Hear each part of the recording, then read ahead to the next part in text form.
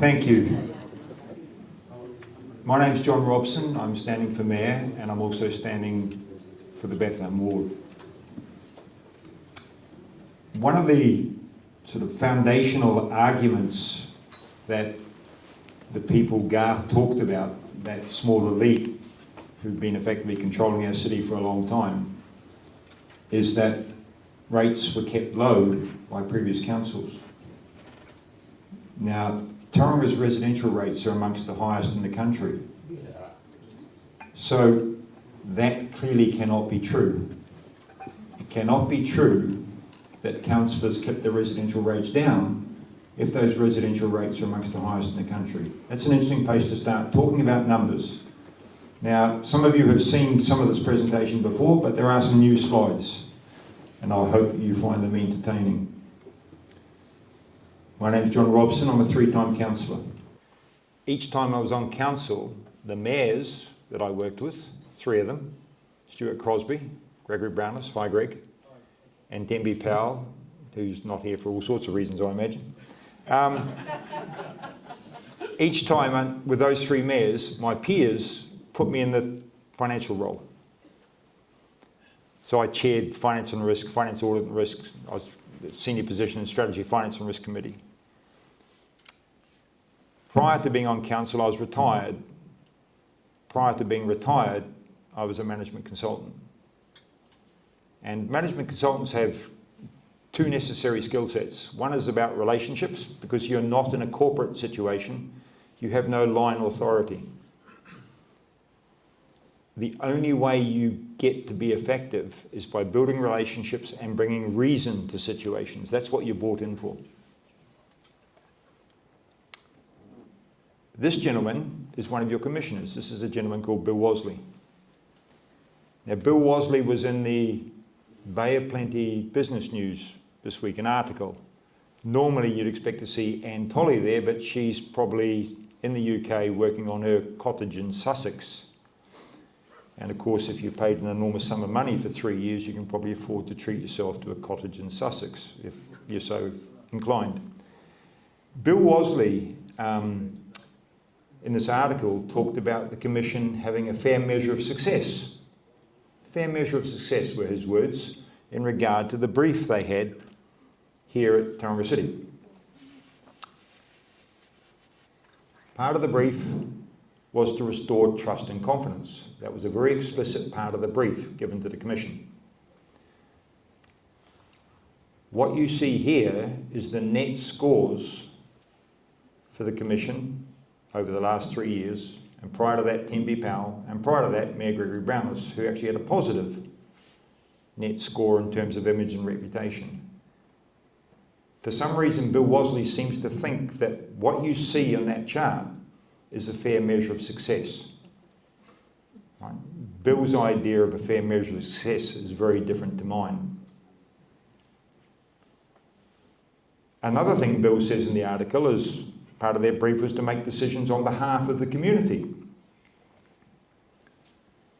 Except the trouble is that the long-term plan that they signed off was not consulted with the community. They consulted on a draft plan, but that draft plan had an increase in rates requirement of 76%. The plan they signed off had an increase in rates requirement of 164%, not the same plan. The plan they consulted on had capex of 3.4 billion. The plan they signed off had capex of 4.9 billion. The plan they signed off was not the plan they consulted on. The plan they consulted on did not have 3 waters in it, even though that consultation happened after the election and it was very clear that 3 waters needed to be included in council plans. The plan they signed off did have 3 waters in, but there was a problem because the 3.4 billion in the draft plan plus 1.8 billion for 3 waters gave a total of 5.2 billion, which effectively pushed the council beyond its borrowing limits. So they needed to find circa $300 million to get down inside their borrowing limits. So what they did is in the draft plan, they had Tauranga's most important roading project in there. Garth's already spoken of it. Nearly $300 million. Well, wasn't that handy? Because they were looking to find $300 million savings. So they took out of the final plan near enough to $300 million that was going to address Tauranga's most important roading project. Fair measure of success, an unconsulted long-term plan, not in my books. So, if the long-term plan isn't there serving the people, who's it serving? So, Bay of Plenty business news this week. That building you see in the centre of shot there is for sale. If any of you are interested. You may recognise it, so I think it's in Spring Street. This is what it says in the spiel under the picture. And they talk about the transformation that's happening in the city, in the CBD. Who are the beneficiaries of that transformation? Well, here it is in red and white. This transformation could deliver a steady appreciation of property values in the area. Okay, so clearly the transformation in the eyes of the property sector here is going to benefit those people who own commercial property in the heart of the city. Hands up all of you here who own large amounts of commercial property in the centre of the city. Okay, so you're not the beneficiaries of this plan then. Another comment that Bill makes in his article in the Bay of Plenty Business News is the LTP is a realistic roadmap. So now what I want to do is talk a little bit about this long-term plan. The chart you see up here, and this chart was originally produced by Glenn Crowther, and frankly, if you're in the Matua Otomotai electorate, vote for him. Because this is a chart that was not produced by your council. You won't find this chart in your long-term plan. The blue line represents the debt trajectory in the long-term plan. And what it does is it goes from about $1 billion now to a little over 2.6 billion in 2034. That's a massive increase in debt. However, in 2023, the then government changed the rules for councils and said, if you want to spend more money than the prudential limits allow, you can borrow money from somewhere else. The ratepayers will be liable for it, but you don't have to put it on your books. So just to be clear, the government passed an act, the IFFA, with the express purpose of allowing councils to borrow money that ratepayers would be liable for, but the council did not have to show it on its books. This council was the first under the Commission to take advantage of that opportunity, and over the course of the long-term plan, they will have borrowed, in addition to that 2.6 that they admit to, another $300 million. Hence, you add the green line to the blue line, and you get the red line. Our debt as a city will be $3 billion in 2034. It will have tripled or trebled, whichever you prefer. Now, big numbers, it's easy to get lost. What does it mean? How does it compare to other people? Well, just handily, I have a chart. And if you look at the blue line on the left, the blue column on the left, it tells you Tauranga's debt per capita in 2034. So we divide the debt in 2034 by the number of people in 2034, and that's our per capita debt. And what you can see is that Tauranga's debt will be 20% higher per capita than any other of those major cities. Now, the very observant amongst you will have noticed that Dunedin's not there. Now, Dunedin did something extraordinarily clever. there's been a lot of change between the two governments, particularly around the issue of Three Waters. So Dunedin said, we're not going to do a long-term plan until the dust settles. And I think that would have been a good choice for Tauranga. The red column represents Tauranga's 2.6 million debt plus the IFF. That figure is 40% higher per capita than any other major city in New Zealand in 2034. We will be 40% more indebted than any other major city per head. And now the bad news. Long-term plans are done every 3 years. And what you can do if you track back through history is you can say, what did we say 3 plans ago? What did we say 9 years ago was going to be the debt today? And what is the debt today? How good are these forecasts? Right, the bad news is they're not very good at all. But it's really easy to tell which side the error is because they always underestimate the level of debt. The smallest variance I can find, going back to 2012, over a 9-year period, is 48%. So what they said was going to happen 9 years out, the actual debt 9 years later was 48% higher than what they said it was 9 years previous.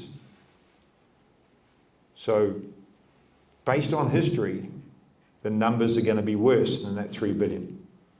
That's the pattern. And that's the smallest I could find. So I'm trying to be fair. Why do we have the level of debt? What causes our debt? Well, I think there's 3 obvious drivers. One is project budgeting, and again, Garth made some reference to this. In 2020, the democratically elected council was told that the Cameron Road project would cost $85 million.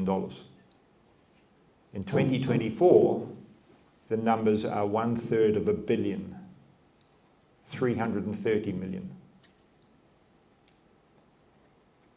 Errors in budgets of that magnitude.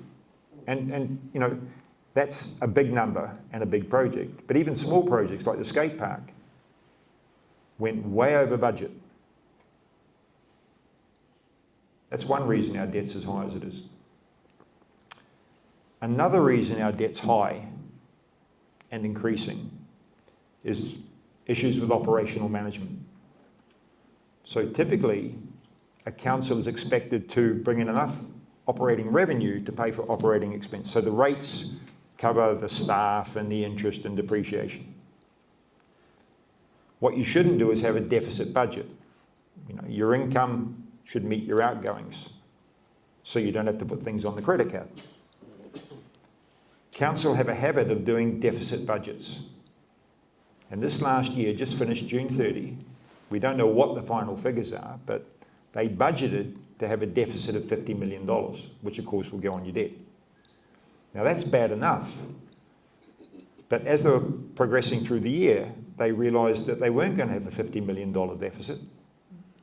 They are likely to have an $80 million deficit. Right? So that's another $30 million on your debt.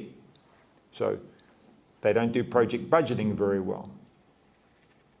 They don't do operational management very well. And now I want to talk about policy implementation. There's been a phrase used in this city for years, and I remember when I first got on council in 2013, Stuart Crosby used to repeat the mantra, we have a policy that growth pays for growth. If you look at the growth CapEx, now there's 3 types of CapEx. CapEx is the money you spend on stuff that's going to be around for a while, buildings and pipes and libraries and whatever. There's 3 types of CapEx. One is replacement CapEx, normally funded by depreciation. The building's getting old, it needs replacing. That's replacement CapEx.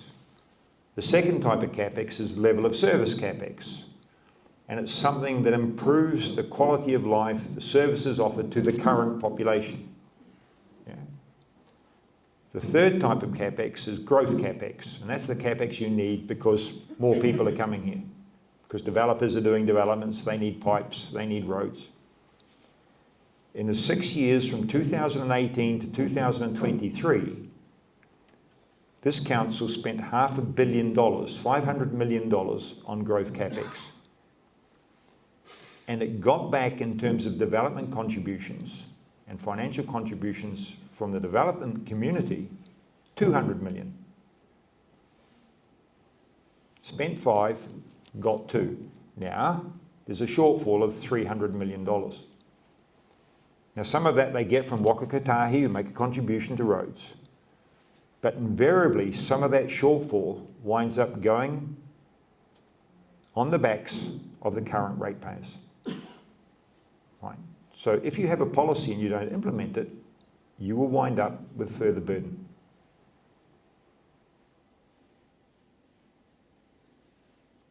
This issue is not uncommon in New Zealand, although Tauranga is one of the worst offenders. There's a legal firm, Simpson Grierson, and legal firms nowadays get involved in a lot of areas. They advise big corporates about things. They have to understand finance. Simpson Grierson does quite a bit of work with local government, so it has to understand local government finance. Simpson Grierson, earlier this year, put out a paper on funding in local government and made the point, why don't councils go harder on developers in terms of collecting more for the developments that those developers use to become extraordinarily rich? Right? So I don't know whether the commissioners read that paper. I did. I'm not certain the commissioners can read based on some of their work. What I did was I looked at the long-term plan going forward. So we've looked at the situation in recent history, looked at the long-term plan going forward and said, what are they budgeting in the long-term plan for growth CapEx? And what are they budgeting to get back from the developers? And there are the numbers there. And I've already seen eyes lighting up all over the room. You've already done the numbers. But just for those 2 people that haven't, the red line represents 1.8 billion in growth CapEx. And the green line is just north of 400 million in development contributions and financial contributions. Let's look at the numbers a different way. In the last 6 years, we were collecting 40% of our growth CapEx back in development contributions and financial contributions. Going forward, we're planning to collect just over 20%. So if they read Simpson Grierson's paper, they clearly didn't understand it. Now, when you look at this, it should come as no surprise that at the recent cocktail party for the Commission, funded by their own admission, at least in part by developers, the work of the Commission has been celebrated. And if you want to understand why the developers are celebrating the work of the Commission, I think here you can see 1.4 billion very good reasons. That's a good return on some cocktails and a few quiet conversations. Enough about debt. In 10 years' time, 40% higher than any other major city in the country, per capita. Let's talk about the rates requirement. So the rates requirement this last financial year was 290 million. In 10 years' time, in 2034, it will be roughly 780 million. That's a factor of 2.64. That's an increase of 164%. Now, there was a recent situation at I think it's in the ballot meeting somewhere in the Arataki ward, when one of the candidates, and I know the story to this, one of the candidates had been talking to some colleagues, some friends, some political acquaintances, and thought they collectively thought, they hadn't read the long-term plan, they thought 164% cannot be right. Someone's made a mistake. It must be 64%. They were wrong. They should have read the long-term plan before they spoke out at that meeting. And just to make it clear, Rick Kurak, who's standing in Arataki, was not the candidate that made that error. Rick can count. He has experience. Adrian wasn't the person that made that mistake. If you're interested, they may be able to tell you. They may remember. 164% increase in the rates requirement. Now, what's interesting about the rates requirement is, as with debt, the predictions on the size of the rates requirement 10 years out have invariably understated things. The good news is, the smallest error I can find is only 25%. Not good news, but better than the debt situation. Now, when we start with a rates requirement, we have to adjust for growth. And you'll often hear people say, who are pro the long-term plan, yes, the 164 you have to adjust for growth, and you do. You also have to adjust for the differential. That's the balance of where the rates are being drawn from, whether they're being drawn from the residential ratepayer, commercial ratepayers, or the new industrial category. Those people, when they do their analysis, won't mention that you then have to put back in the IFF number. And what they really won't admit to is you should really correct for the historical underestimation. Again, these numbers don't mean a lot without a context. So, let's think about a single superannuitant living in the mountain, smaller than average property, smaller than average land, smaller than average building, paying rates at the moment of $3,350. At the moment, their rates account for 12% of their income, 12%. If we adjust for growth and the differential and the IFF, so no one's going to debate those numbers, their rates burden will become 22% of their income in 2034. 12% of their income today, 22% of their income in 2034. And that's before they paid for water and before they paid their regional council rates.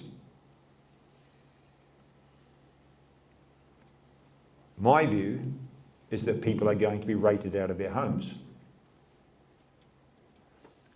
But there's a person running in the Te Papa ward called Andrew Kai.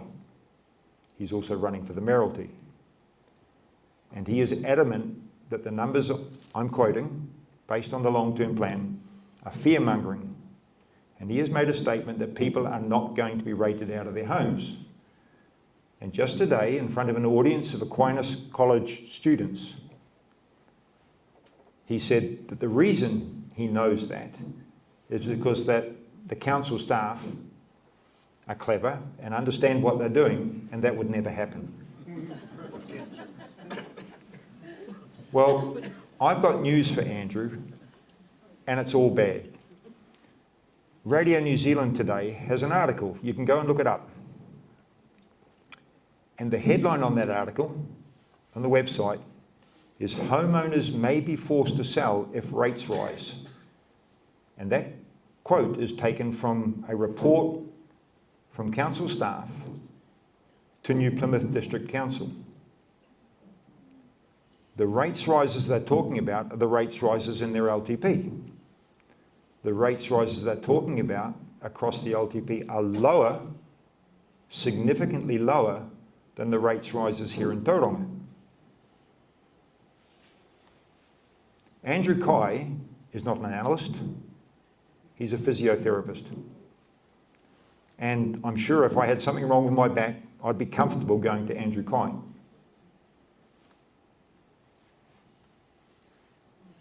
But when council staff contradict him, he has a problem. Now, the interesting thing is, if the council staff at New Plymouth District Council are prepared to say this publicly, why aren't the Tauranga City Council staff prepared to say this publicly? Remember, the situation in Tauranga is worse than the situation in New Plymouth. The rates rises in Tauranga are worse than the rates rises in New Plymouth. My analysis shows the burden on that single superannuitant will rate them out of their home. But we have candidates confidently stating that I am fear-mongering. I, along with the New Plymouth District Council staff, respectfully disagree.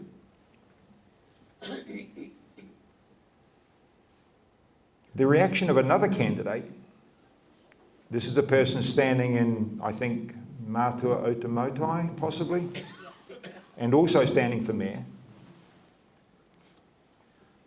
It's interesting that people might stand for mayor who have never had any experience on council before. You know, you can do it. You know, I did it first time round, but you need to have done your homework. To be fair to Tanya Bamford-King, her analysis on the burden on a single superannuitant,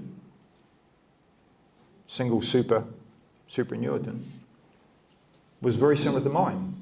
And she does claim to be an analyst, and that's fair enough. But the last line of a recent post basically commented that what's the problem, really? If superannuitants lived 2.5 per dwelling, then the rates wouldn't be an issue for them. Just think that through. Just think that through, right? So here's someone who understands numbers. It's true. If you have 5 superannuitants and they sold 3 of the houses and they moved into 2 of the houses, then clearly the rates per superannuitant would be less. I'm not going to reveal the name of the person I spoke to about this, right? But I will say a couple of things. The person I spoke to is an expert in the area of gerontology, dealing with aged communities. And Tauranga is really important here because our community is ageing. Even though we're growing, although our growth is actually slowing, we're ageing. The word she used to describe Tanya Bamford-King's response, arithmetic response to a very human condition, was inhuman. I use a different word. Our eldest has recently finished a law degree at Victoria, and one of the words they came across in their studies was the word unconscionable. Unconscionable just means, you know, beyond morality, just not acceptable. It's often losing discussions around contracts. I believe that that long-term plan and the impact it will have on the people, and not just single superannuitants, but everyone on fixed incomes, who's only going to get a 23% increase, give or take a bit, over the next 10 years. That burden's going to increase in the same ratio. Those double income families that are already struggling, that burden's going to increase. I believe this long-term plan, that debt, those rates, is unconscionable. And that's why I stand with Garth. The morality of how it was created, the morality of its impact, we both stand for repealing and replacing the long-term plan. If you have a heart, it is unconscionable. If you have a brain, it's unsustainable. You can't keep increasing rates like that.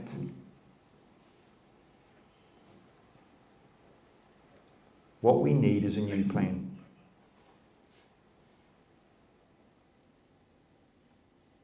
The good news is there is a process for doing this. So in the Local Government Act, you can do what's called a long-term plan amendment.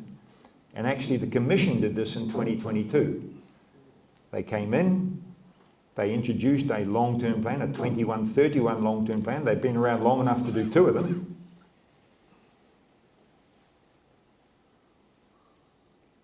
you can do a long-term plan amendment. So the process is there, the possibility is there. You just need to elect a council who's prepared to do it. The thing about this plan, for me, and I'm channeling Abraham Lincoln here, for those of you who sort of recognise it a bit, that plan needs to be of the community, by the community, for the community. Not for those people who own property on Spring Street, who are trying to sell already that property on the basis of the increase in their property values. The good news is, Abraham Lincoln had to go through a civil war, but we don't. We have democracy. Now, typically, there's a few extra slides for those of you who have seen this before, and typically this is where I end. And then immediately, when we start taking questions, someone says, who should we vote for? Well, someone sent me an email this afternoon. Some of these slides were done this afternoon. And I'm not 100% certain, but I'm going to put it up because it's kind of fun. I was sent a copy of a piece of paper, handwritten, on which was inscribed the following words: for Mahi Drysdale Mayor, for Bethlehem, Kevin Herb Schuler, for Matua Otamotai, Tembi Powell. I sort of recognised the handwriting. Mount Maunganui, vote for Jen Schooler, Heidi Hughes. Papamoa, vote for Marka Nelson or Rhea Hall. Te Papa, vote for Terry Malloy or Rod Taylor.